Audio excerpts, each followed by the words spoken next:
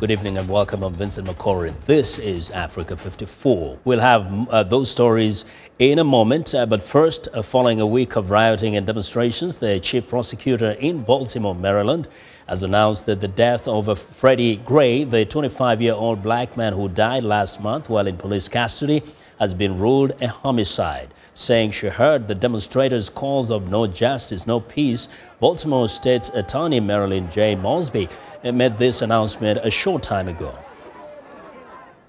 The findings of our comprehensive, thorough, and independent investigation, coupled with the medical examiner's determination that Mr. Gray's death was a homicide, which we received today, has led us to believe that we have probable cause to file criminal charges.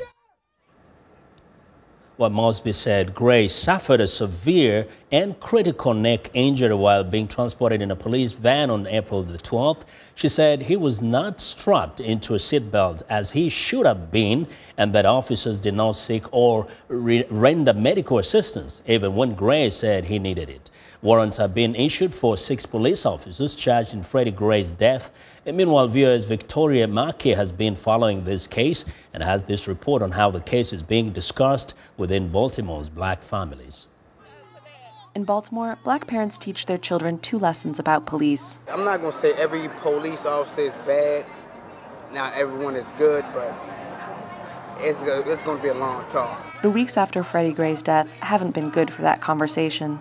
At a rally against police violence, Christopher Martin marched with his fiancée, Quatira Johnson, and their toddlers to show the 2-year-olds a peaceful protest. Martin's mother still counsels him to stay away from night demonstrations, where police arrested hundreds of protesters this week. When all this crazy stuff was going on, she told me to stay in the house with the kids, don't come on the street. It's wild. There's frustration these talks are still needed, but a 2014 investigation showed the Baltimore Police Department paid out nearly $6 million in recent years over police brutality allegations. Most of the victims were black. It's more about police attitude. The only thing that changed, it may be the color of the child. Every black man that has a child, boy, especially a boy child, you tell the girls too, but they kind of get the girls a pass. But the boys, there is no pass. Once you can become of driving age, you basically become a target. It's that simple. Tanya Sharp, Associate Professor of Social Work, says family talks about issues like the police are necessary. For parents, I think it's critical.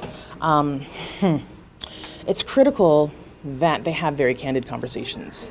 Of course, developmentally appropriate, but candid conversations about what's going on in their community.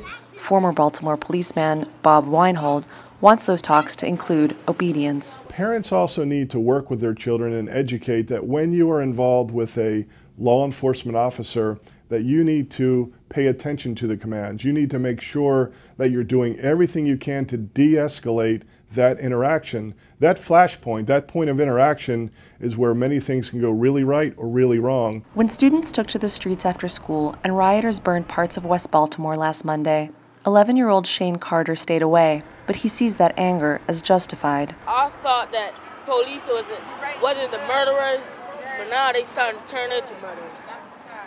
I thought they turned in murderers, not becoming. Victoria Macchi, VOA News, Baltimore.